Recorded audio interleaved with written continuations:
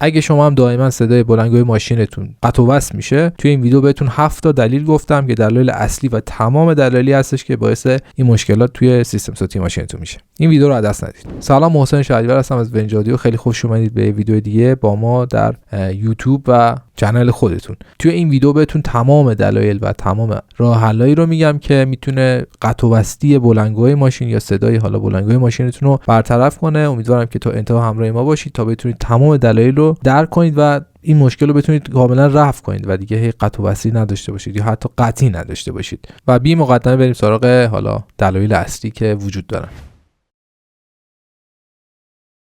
اولین دلیل یا شایع ترین دلیلی که وجود داره قطعی سیمای بلندگوی. خیلی وقتا در اثر گذر زمان یا حتی باز شدگی قسمت یا تعمیری قسمت ممکنه که سیمای بلندگوی شما قطع بشه و این مسئله میتونه باعث این بشه که شما قطعی وصلی داشته باشید یا حتی سیما پوسیده شده باشن یا هر اتفاق دیگه باعث این شده باشه که سیما دیگه مثل قبل بهتون کارایی ندن. این اولین دلیلی هستش که ما برای قطع و وصلی بلندگو بهش میپردازیم.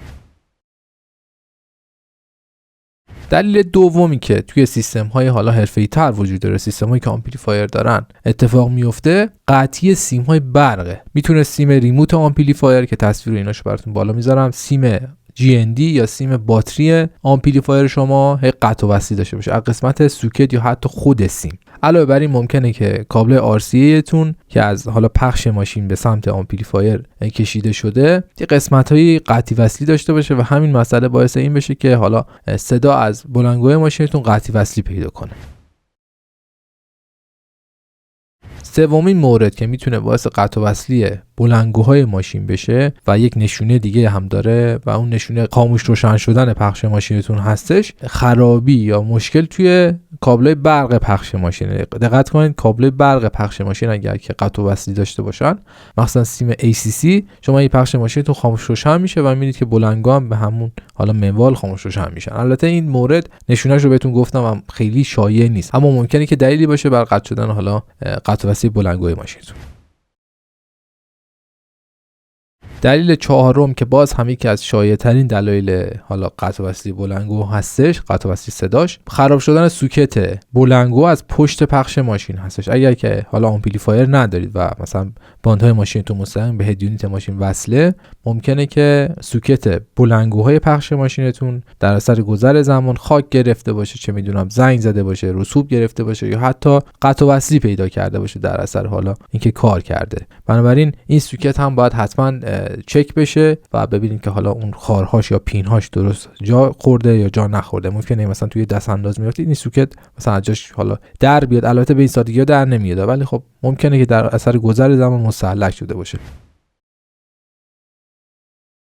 مورد پنجم که میتونه باعث قطع و وصلی صدا بشه، مشکلات برقی یا الکترونیکی داخل خود پخش آمپلیفایر ماشینتون هستش. دقت کنید که بلندگوها معمولا این مشکلات براشون پیش نمیاد و منبع تغذیه یا اون جایی که سیگنال صوتی رو ارسال میکنه به بلندگوی ماشین معمولا این مشکلات براش پیش میاد. چه میدونم IC مقاومتی چیزی نیمسوز شده یا مشکل پیدا کرده و همین مورد باعث میشه که قطع و وصلی توی صدا اتفاق بیفته. اگر که موارد قبلی رو چک کردید و مثلا مشکلی نبود، این مورد رو حتما در نظر بگیرید.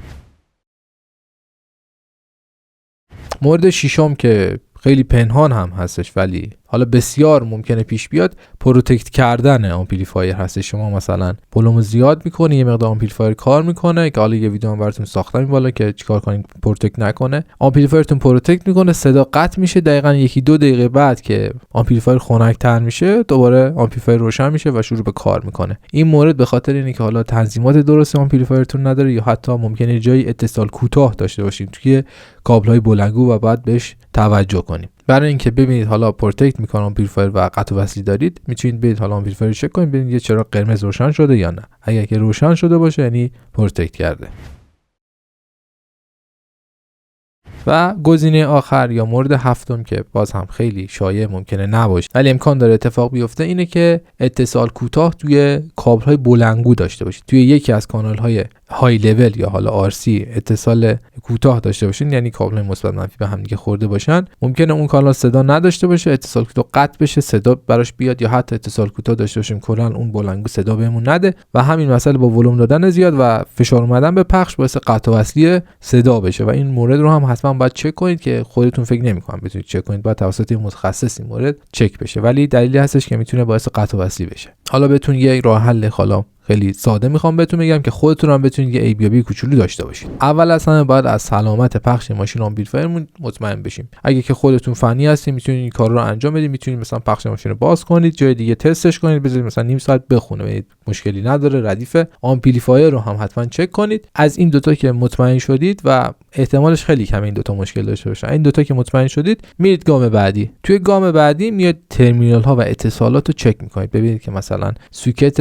پشت پخش ماشین مرتبه، نمیدونم سوکت برقش مرتبه، اتصالات آمپلیفایر مرتبه. خیلی خیلی اتفاق میفته که مثلا سیم ریموت آمپلیفایر درست بسته نشده، کابل مثلا GNDش مثلا بد بسته شده، یا اون سوکت‌ها درست نیست، مثلا درست حسابی محکم نشده، اتصال بدنه خوبی ندارید، کابل مثبت که از سرباتری میاد ممکنه که مثلا فیوزش فیوز استانداردی نباشه و این دلیلی بر این بشه که ما قطع و وصلی داشته باشیم. اینا همه موارد شایع هستش که اتفاق میفته، بنابراین باید سوکت ها و این جور چیزها رو چک کنیم و بعد از اینکه اینا رو چک کردیم ببینیم که مشکلی نداره، میریم سراغ سیما، ببینیم که سیما جای اتصالی ندارن، فرسودگی ندارن، خراب نشدن و اینا رو حتما چک می‌کنیم. و اگر که باز همینجا مشکلی نبود، احتمال زیاد مشکل از خود بلندگوی ماشین هستش دیگه. اینجا باید چک کنید ببینید بلندگو مثلا اون اتصالاتش مرتبه، سیم پیشش نسوخته، میتونید اینجوری به راحتی ایبیابی کنید. امیدوارم که این ویدیو براتون مفید بوده باشه، بهتون یه سری ویدیوهای دیگه حالا پیشنهاد میدم که مرتبط هستن